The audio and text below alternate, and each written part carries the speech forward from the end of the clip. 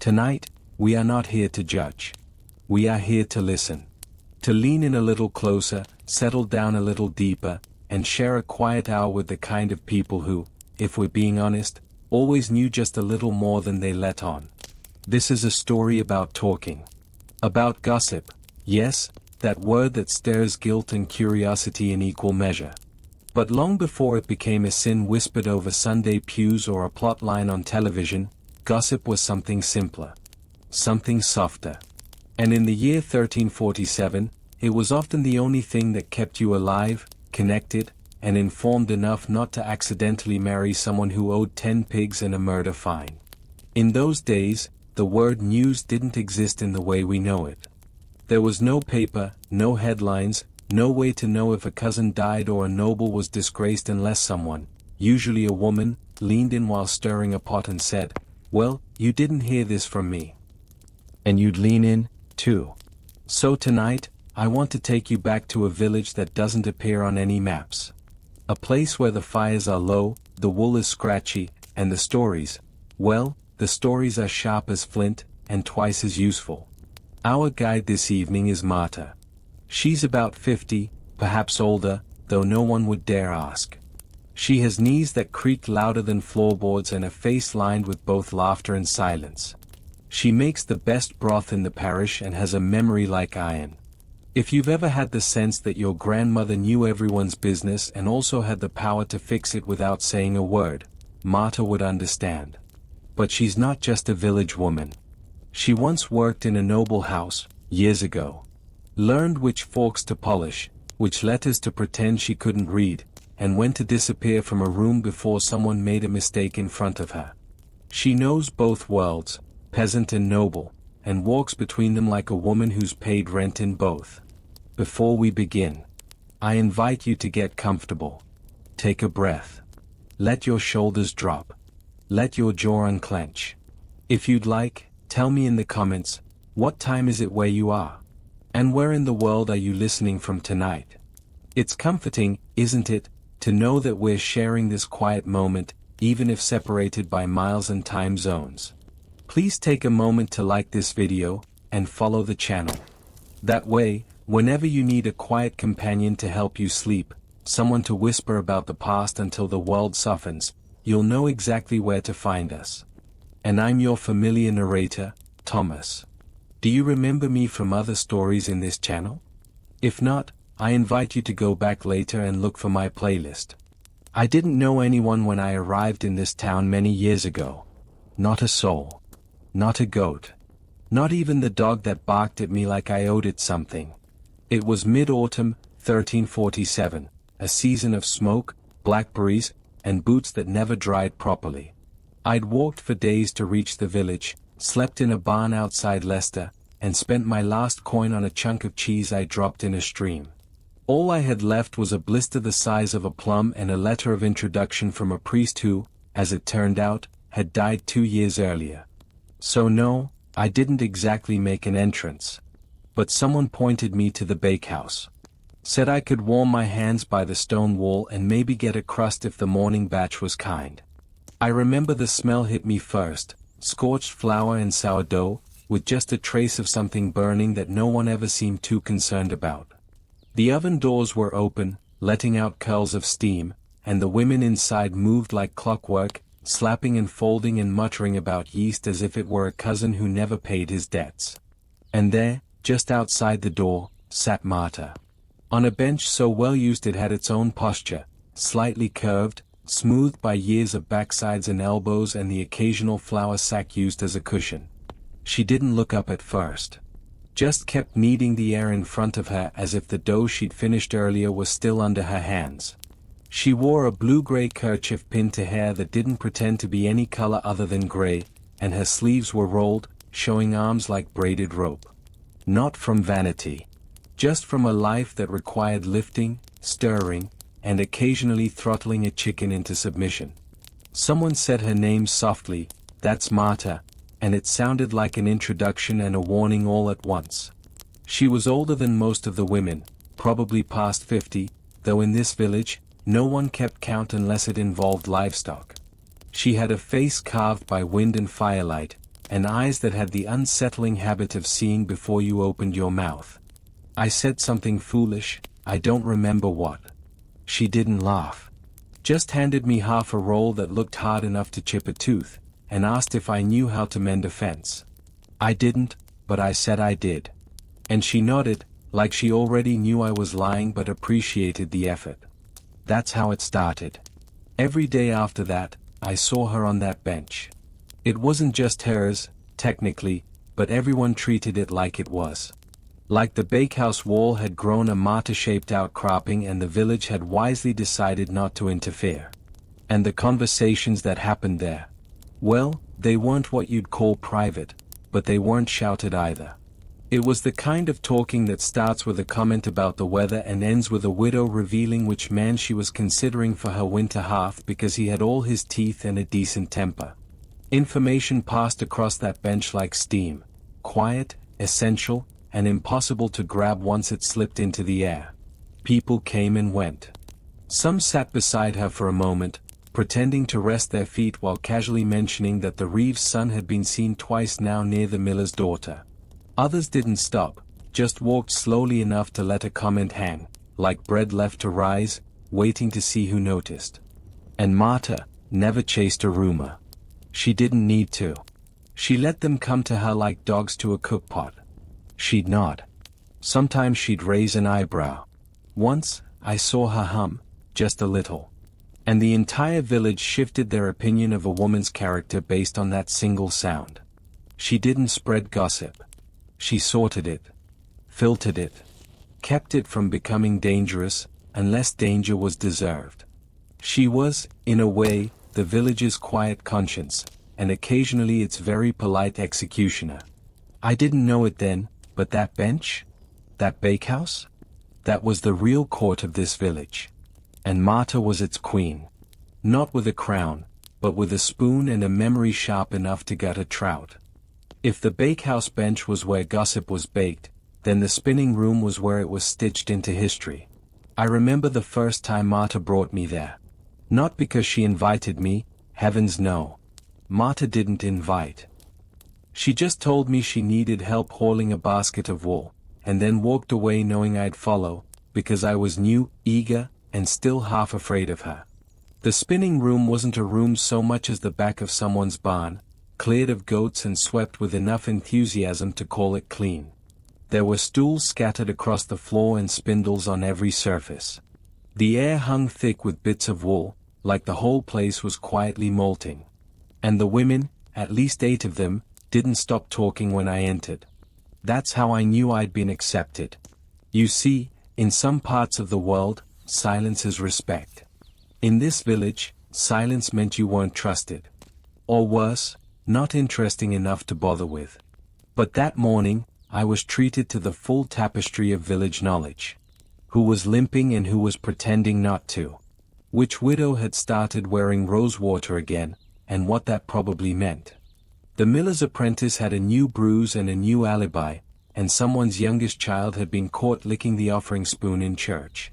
It was Marta who kept the rhythm, not loudly, just with little nods and soft corrections. She didn't embellish. That wasn't her way. But she could remember a name 3 generations back and trace a family scandal like she was following the hem of a dress. She spun wool, too, her fingers fast and patient, turning fluff into thread the same way she turned overheard whispers into something useful. And what struck me most, sitting in the corner pretending I was helping, was how little of this talk was cruel. Yes, there were jokes. Yes, there were moments when someone rolled their eyes hard enough to sprain something. But most of it was practical. Informational. It was the closest thing they had to a news scroll, and it was entirely oral. Here, gossip wasn't sinful. It was survival. They shared which herbs to boil for a fever, which men to avoid when drunk, and which priest would listen with sympathy when a confession came wrapped in tears. They whispered about pregnancies, hoped for and otherwise. They talked about stillbirths with a kind of reverence, sorrow softened by familiarity. One woman said her sister still saw the ghost of a baby in her dreams, and another just reached across the wool basket and held her hand. And somewhere in the middle of it all, it hit me, how much this, whatever it was, felt familiar. I mean, what is gossip, really? It's not the wicked caricature we've made it out to be. It's not always snide whispers or jealousy dressed in a cloak. Sometimes, most times, it's just communication. The raw, clumsy, deeply human act of trying to make sense of other people and how we all collide with one another. We've just dressed it differently over time. Back then, it was Marta's bench. The spinning room. A cup of broth and a phrase like, "Have you heard?" Now? It's a message thread. A meme. A comment under a photo that says more with punctuation than poetry ever could. It's the same instinct. In Rome, it was scratched into walls. In the courts of Versailles, it swirled behind fans and wigs. In Victorian drawing rooms, it poured into letters that made it halfway across the empire before being burned by the recipient's mother. And now? Well, it's in your pocket. On your wrist. Floating in signals overhead that somehow still managed to carry, "Did you see what she wore to the funeral?" It never left. Because gossip, or maybe we should just call it informal knowledge, has always been the hidden engine of how we connect. It's how we sort friend from foe, safe from unsafe, joy from threat. We share it, reshape it, regret it, and return to it because it makes us feel involved. And Marta knew this. Long before TikTok. Long before headlines. Long before the village had anything resembling news, Marta sat on her bench and treated whispered words the same way she treated sourdough. Give it time, feed it warmth, and it'll tell you what's true. Years later, I heard proclamations shouted in the town square by men who barely knew what they were saying. I saw news inked by scribes and pinned to church doors by trembling hands, all stiff with formality and half a week out of date. And still, I think, that's just Marta. But louder. And, frankly, less accurate. I learned early on that not every story in the village was meant to be passed along. Some names, when spoken aloud, made shoulders tense and eyes shift toward the door, just in case. Marta never warned me directly. That wasn't her style. But one morning, I made a joke, a clumsy, well-meaning thing about the brewer's niece and a red-haired peddler who had apparently shared more than just trade routes, and the room went quiet. Not dramatically. Just hollow. You know the sound when a room breathes in, but doesn't exhale? That was it. Marta didn't scold me. She simply changed the subject to barley prices, and the relief was so immediate I nearly offered to help with her laundry out of guilt. Later that day, she handed me a threadbare apron with one hand and patted my shoulder with the other. She said, "Some names aren't forgotten because they are famous. Some are remembered because they are dangerous." And that was all. But I began to notice them, those stories with frayed edges and no clear ending. The weaver's wife who vanished. The midwife who left in the night. The boy who sang to the wrong girl and stopped speaking after her father found out. These weren't gossip, they were wounds. Quiet, oozing truths no one wanted to prod too deeply. In the castle, yes, we'll get to how I ended up near a castle in a moment, the rules were the same, only sharper. Gossip among the noble women wasn't whispered beside bakehouses. It passed in embroidery rooms and garden walks, folded between compliments and carried in perfume. And it was cruel. Not always. But often enough that I saw how quickly one raised eyebrow could rot a reputation. Marta had once told me that noble gossip was like a fire in a silk room, quiet at first, then suddenly everywhere, and by the time anyone noticed, the whole place was ash and someone was missing their inheritance.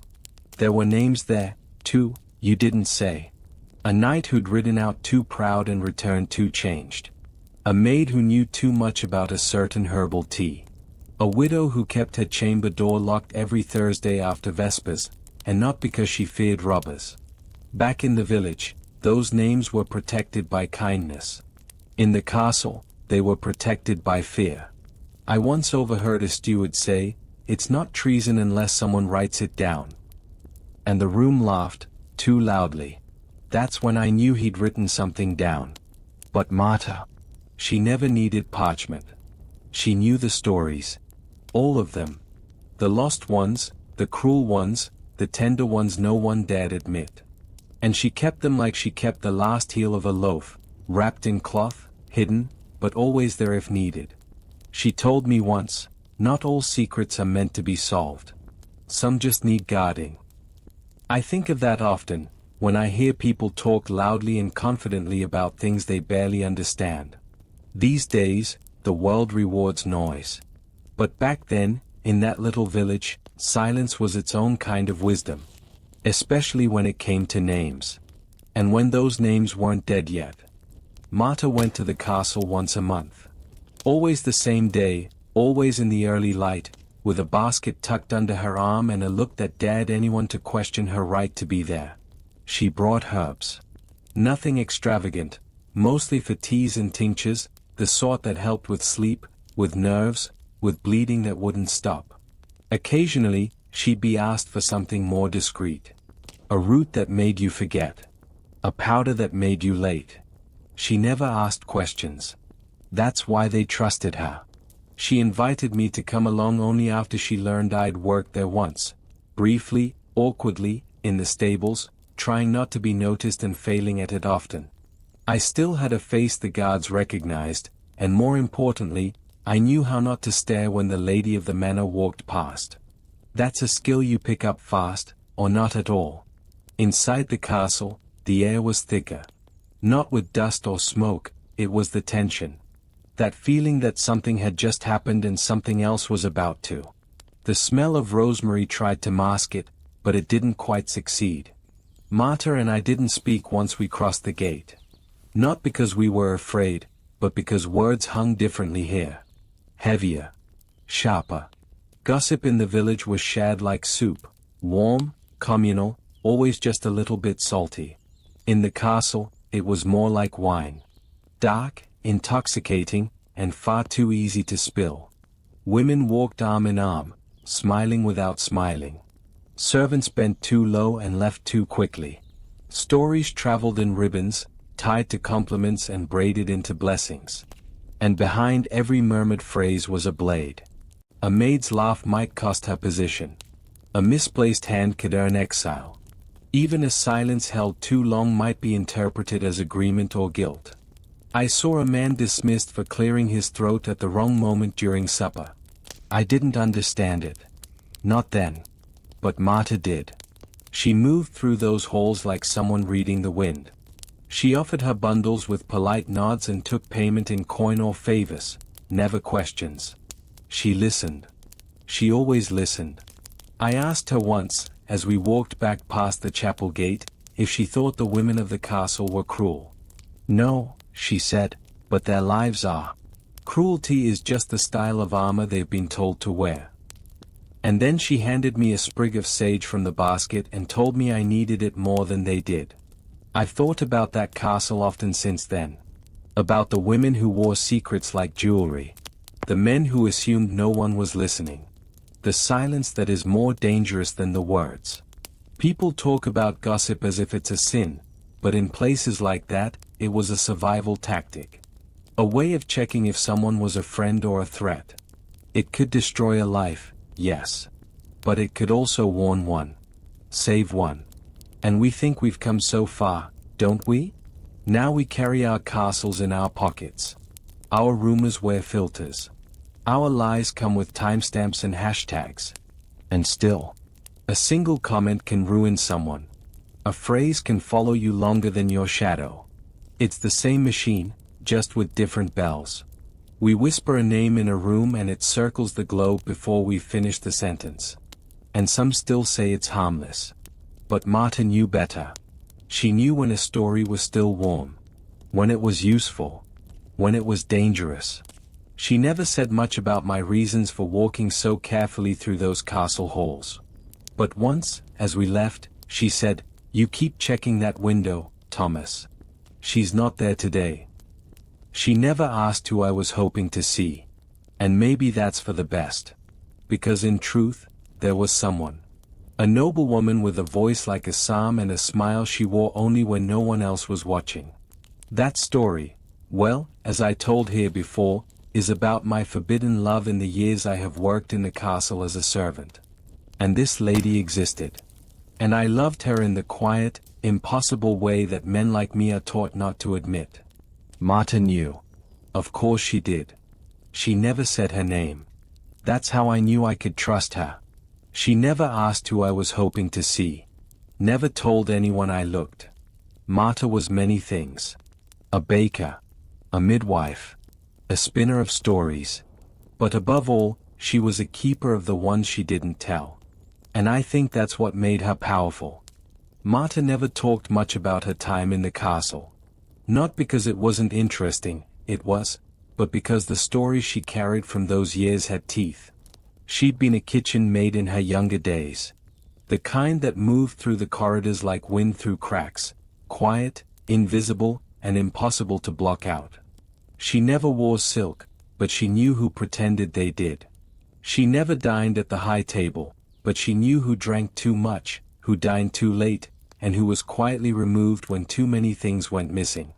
In noble houses, gossip wasn't about comfort or community like it was in the village. It was power. Cold, deliberate, and sharper than the silver on the table. It decided marriages. Shifted alliances. Ended dowries before they began. Marta once told me about a young lady who rose from cousin to consort in under a season, not because of her looks, though they helped, or her lineage, which was foggy at best, but because she whispered the right thing in the right ear about the steward's taste in hunting companions. By winter, she had a room with 2 hearths and a guard at her door. By spring, she was gone. Apparently she'd whispered something else, something about the nobleman's sword, if you believe the rumors. Which I do. Not because they were likely, but because they were repeated. Marta never repeated those kinds of stories in the village. She only told me, and only after I'd earned it, after I'd stopped asking, and started listening instead. That was her test. And I passed, because I learned that in noble halls, it isn't strength that keeps you alive. It is silence. Or timing. Back when Marta still worked in the castle kitchens, before she was the quiet force she became, she learned something that most women only discovered the hard way. In a world built for men, gossip wasn't mischief. It was leverage. It started with the steward's brother. A small man with a large voice and a habit of touching maids' shoulders as if their silence meant consent. Everyone knew it. No one said it. That's how those men thrive, with the help of polite silence. But Marta, even then, wasn't polite when it mattered. She didn't accuse anyone. She planted a story. Carefully. In the ears of 2 older housemaids and 1 page boy who always lingered by the stairwell. She said something vague but vivid, just enough to grow legs.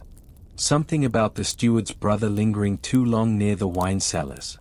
Something about him borrowing keys he wasn't meant to have. The words traveled like warm wind under a door. When the steward found out, and he didn't ask where the story came from. He simply sent his brother away. Quietly. No scandal. Just, gone. And Marta? She was allocated from scullery to herb preparation. Less bending. More trust. And a seat closer to the fire. She never bragged. Never took credit. But everyone knew.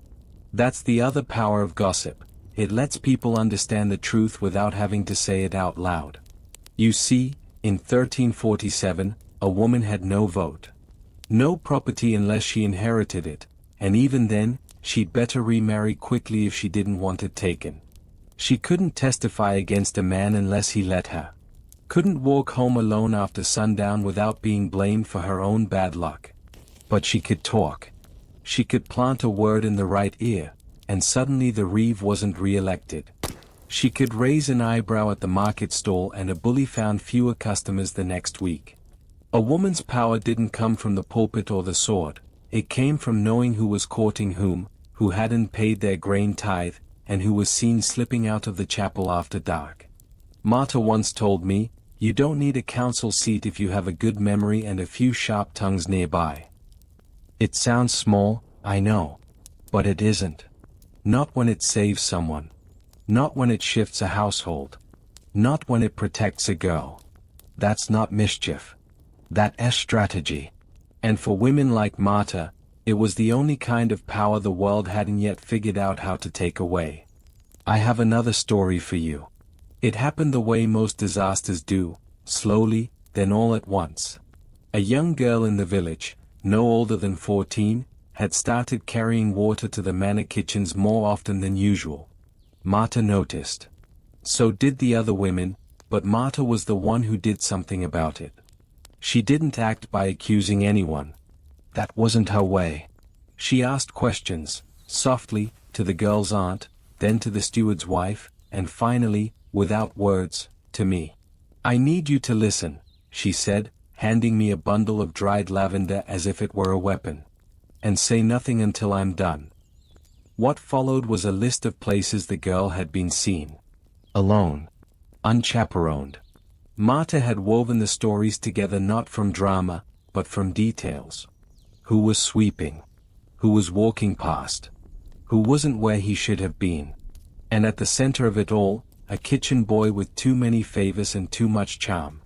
The kind that rotted fast in warm weather. I asked what she wanted me to do. "Tell the blacksmith's daughter," she said. "She's friends with the baker's wife. That's all." So I did. And within a day, the story, Marta's version of the story, reached the girl's family. Not with outrage. Not with shame.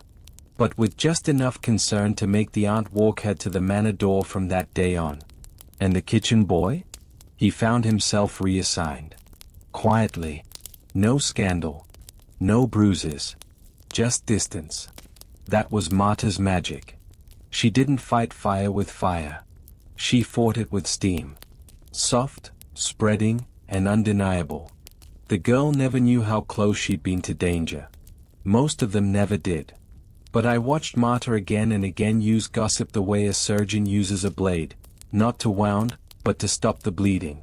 And here's the thing no one wants to admit. Sometimes, the whisper is what saves you. Not the law. Not the priest. Certainly not the Lord in his velvet chair. It's the woman with a spindle and good memory. The neighbor who pretends she didn't see, and then makes sure the right person hears. The story that travels without names, and still ends in rescue. People say gossip ruins lives. And yes, sometimes it does. But that day, it saved one. And Marta never told anyone it was her doing. Which is how I knew it was. After she left the castle, Marta returned to the village with a basket of herbs, a stiff hip, and more information than any one person ought to have. She could have married. That's what women did. You found a man with a roof that didn't leak and teeth that mostly stayed in, and you hoped he didn't drink too much or hit too hard. But Marta didn't. She took a cottage near the edge of the green. Not fancy. No vines on the door or chickens named after saints. Just a small hearth, a bench out front, and a kettle that never stopped working. She built a life not by asking, but by knowing. You see, in most villages, power was measured in acres. In cows. In who sat closest to the Lord's messenger during tax season. But Marta, she had something better. She had information. I watched her stop fights before they began, just by sitting next to the right wife at the feast and saying, "Heard the reeve might be stepping down." Whether he was or not didn't matter. Suddenly everyone behaved like he was. She once whispered a tale about a man who mistreated his last tenant. Quietly. By the next market day, no one would trade with him unless he paid up front. She never confirmed it. Just smiled when he walked by, muttering about curses and bad ale. The best part? He never suspected her. Because Marta never raised her voice. Never pointed fingers. She just talked. With the baker's wife. The weaver's daughter. The women who tended fires and fetched water and watched everything because no one ever bothered to watch them. If men ruled with charters and taxes and occasionally a blunt stick, Marta ruled with reputation. She was the reason the cruel ones didn't sleep well. The reason some men left rooms when she entered. They couldn't accuse her, because she hadn't done anything. She'd only spoken. Truth, mostly. And in a village like ours, that was enough.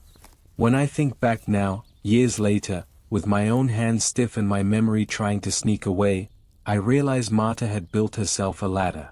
Not of wood. Not of rungs. But of words. Now, the church did not like Marta. Oh, they tolerated her.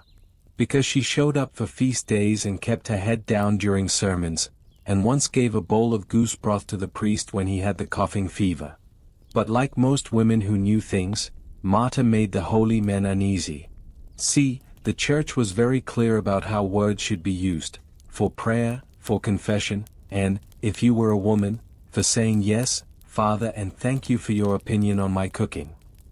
Marta, to their eternal frustration, did none of those particularly well. She never argued. That would have made it easier to condemn her. Instead, she listened. And she remembered. And when a widow was made to stand barefoot at the altar for loose speech, Marta remembered who'd reported her, and who benefited from her shame. There was one woman, I still remember this, though I wish I didn't, who had to walk through town with a wooden spoon tied around her neck. A punishment for spreading wickedness, they said. Gossip. Marta said it was theater. A performance, with the whole village roped into the audience. But they'll remember the spoon, she told me that evening. Not what she said. And that's how the priest wins. Still, even the church couldn't stamp it out. The whispers just got quieter. Slower. More careful. Better. And sometimes, the priest would get up in front of everyone and deliver a homily so specific, about envy, or false witness, or the dangers of women who laughed too freely, that half the village would squirm. Because they'd all said something. And none of them remembered to keep their voice down. Marta just sat at the back. Hands folded. Eyes like flint. She didn't fight the church because that would have been suicide. She outlived it, which was even harder. There was a time, and not so long ago, really, when all it took to be called a witch was knowing how to stop a fever. Or how to make a man's ale go sour with nothing but a raised eyebrow and a bit of timing. Or, worst of all, knowing who was where, and when, and why, and not immediately fainting from the scandal of it all. Marta knew that time well. I remember the day she folded her apron tighter than usual and muttered, "Keep your voice down today. It's a bad wind." She had that sense, like a weather vane made of old secrets. Sure enough, by dusk, word had spread that the Lord's youngest daughter had taken ill after a visit from the midwife. Fever. That's all it was. But fever and fear make a dangerous broth. The midwife disappeared by morning. No trial. No questions. Just a sudden silence where a woman used to be. Marta didn't speak her name for a month. She said it was for protection. If they don't hear it, they won't remember who taught them how to stop a nosebleed or stitch a wound. She wasn't wrong. You see, once a woman becomes too useful, or too quiet, or too respected without permission, people start whispering. Not to protect themselves, but to explain her away. She never married. She talks to herself. She walks at night.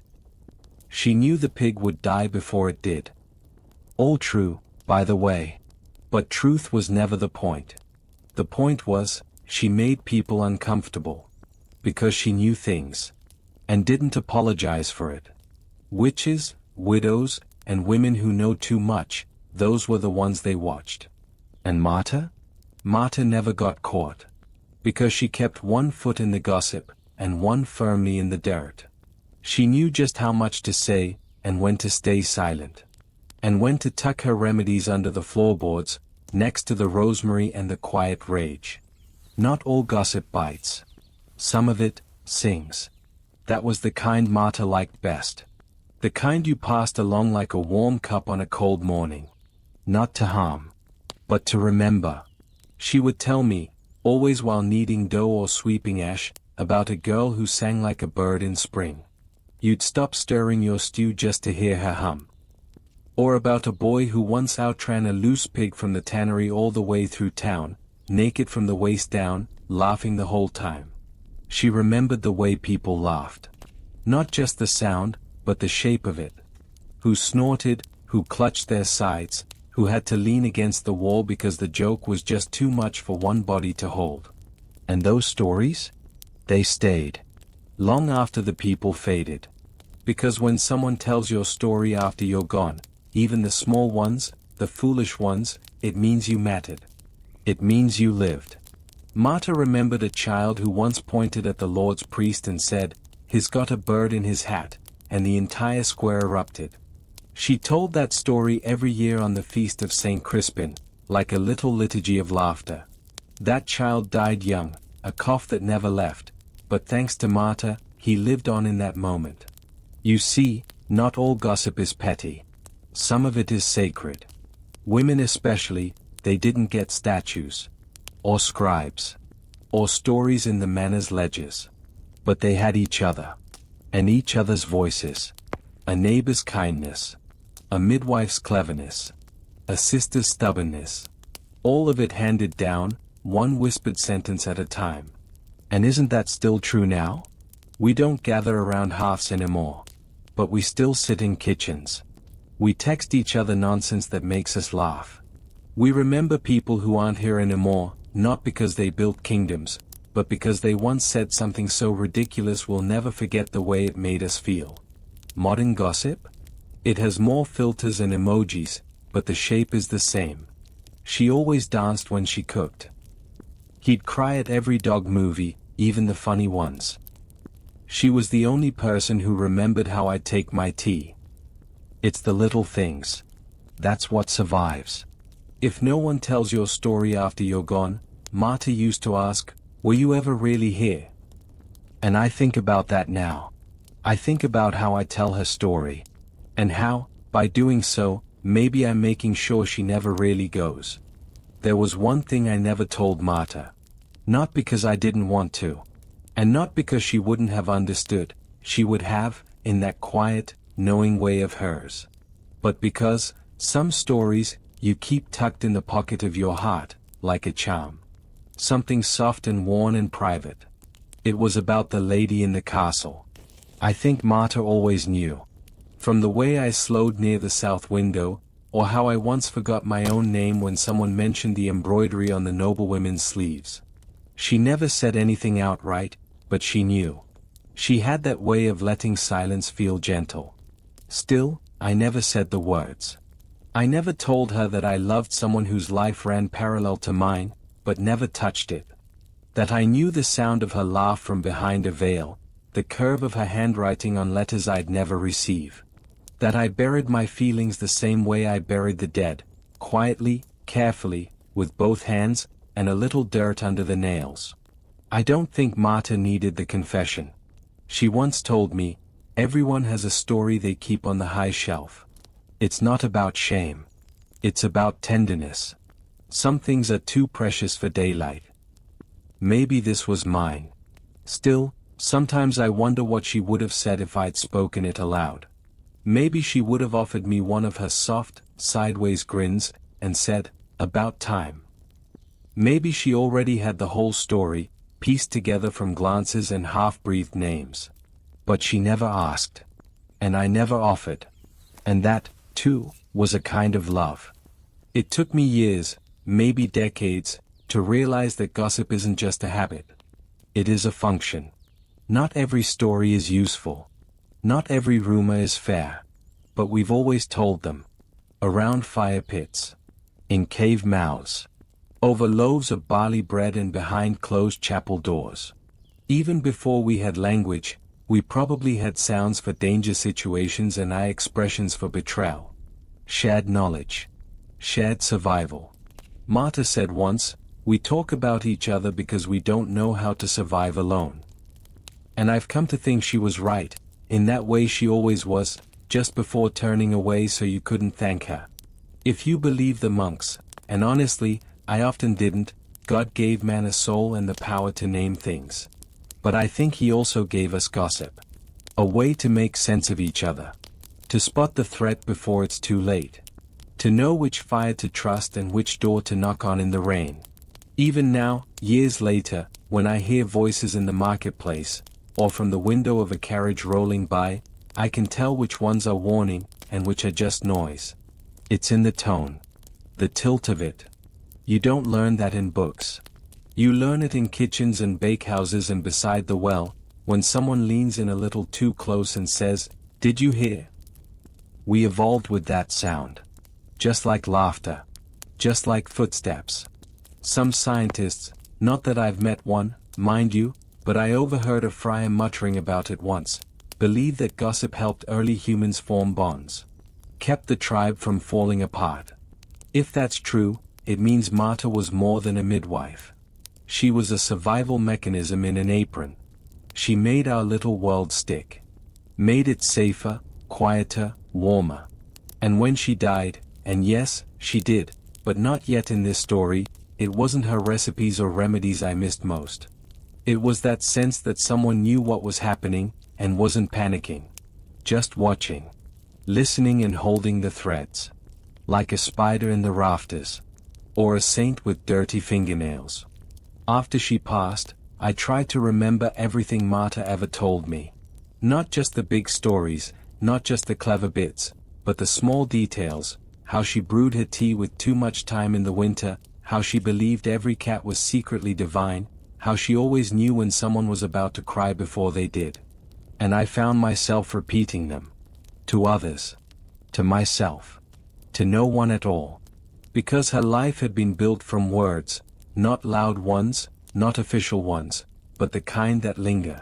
The kind that slips between fingers and settles into the soft space between memory and myth. It made me realize something I'd only ever felt before. Gossip, the good kind, the kind that remembers, it's not just chatter. It's survival. It's a memory. It's a legacy with a smile. It's how we keep people alive, in the truest sense. Before there were books, there were benches. Before there were scrolls, there were whispers over shared bread. We've always passed each other along this way. One sentence at a time. Stories pressed into warm hands. Names carried like heirlooms. We do it now with messages and mentions and photos flicked past too fast. But still, we do it. Because we want to be known. We want to be missed. We want, someday, to be someone else's story. Marta taught me that. And though I never told her everything, I hope she knew she was mine. So now, if you find yourself still awake, and maybe thinking of someone long gone, or someone not yet gone but growing quieter by the day, I invite you to whisper their name. Just once. Even softly. It matters more than you think. After all, there is gossip in our bones.